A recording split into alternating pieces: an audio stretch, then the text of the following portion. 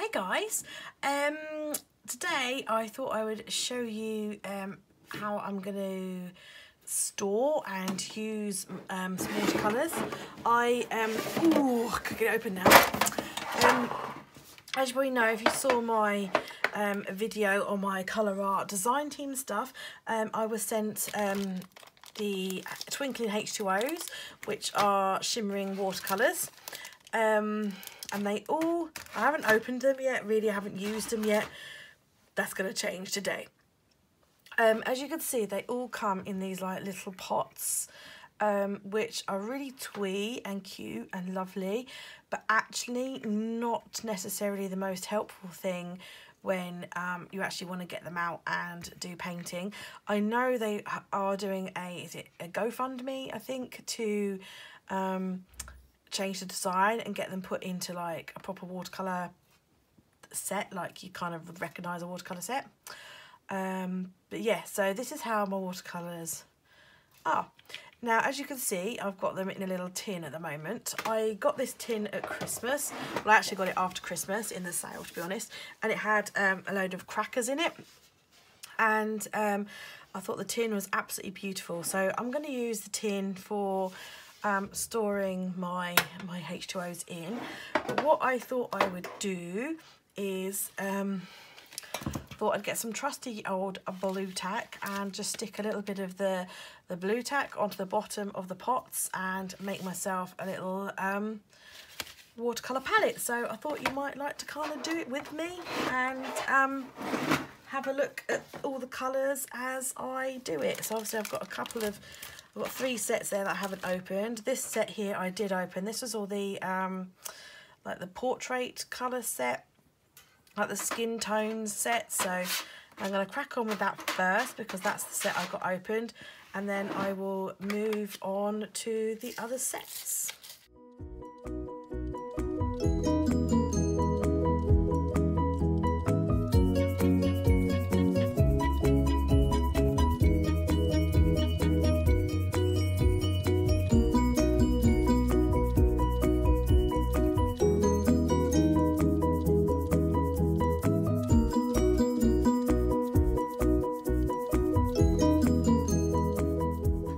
So they're all in there now, and I'll just give them a bit of a shake. They rattle a little bit, but they're not moving anywhere, so they're all nice and in there. And I've got a little bit of room here that I can grow the collection if needs be.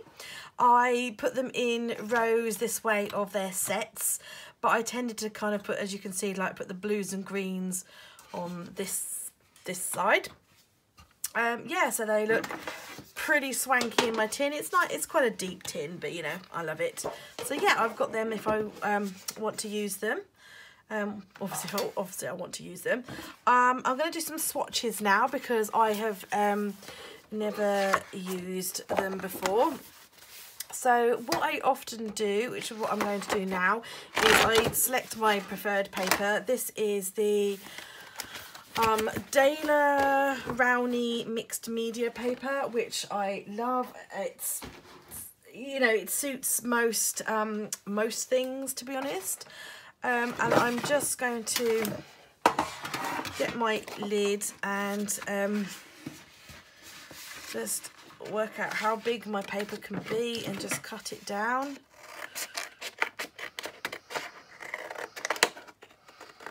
I'm really rough with this. I never really use like anything to make it straight or a measuring device or anything, so that fits in there nicely. I'm just going to blue tack that in. I don't want to make it like massively permanent because I might not want to keep it in there long term or anything, but yeah, I'm just going to blue tack that in. But it's useful to have like a little colour palette, so that when you're kind of painting, you can kind of just look at your palette and know which colour you want rather than having to guess, because obviously you need to make sure that you've got it in the right place. And I'm going to spritz. I've got a little spritzer of water. I'm going to spritz the water, the H2O. use, now in part, I don't know if the formula has changed, I'm about to find this out, but in past experience, the H2Os do need soaking for a little while in order to get the paint going. So I'm just making my finger ache.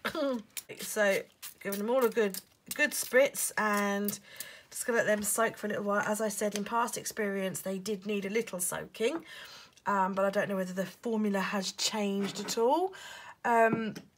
So while they're soaking, I'm gonna get myself some clean water.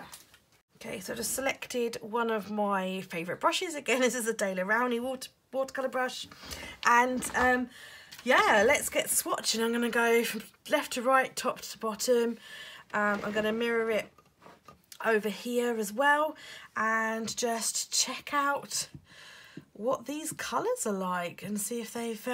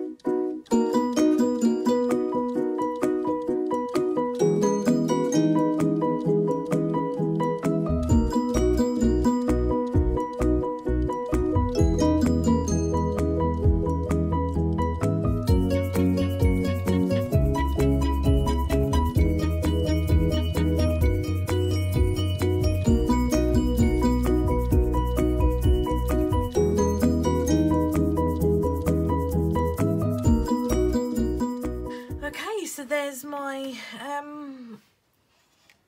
my palette all wet and lovely, so I will wait for that to dry and then we can have a look at have a look at them when they're dry. So yeah, that's the Twinkling H2os, and I will have a little paint and have a little play and create something with these beautiful colours. Now I know what they look like, and I've got them all set up and stored and ready to go. So yeah, check out the next video, guys. Bye.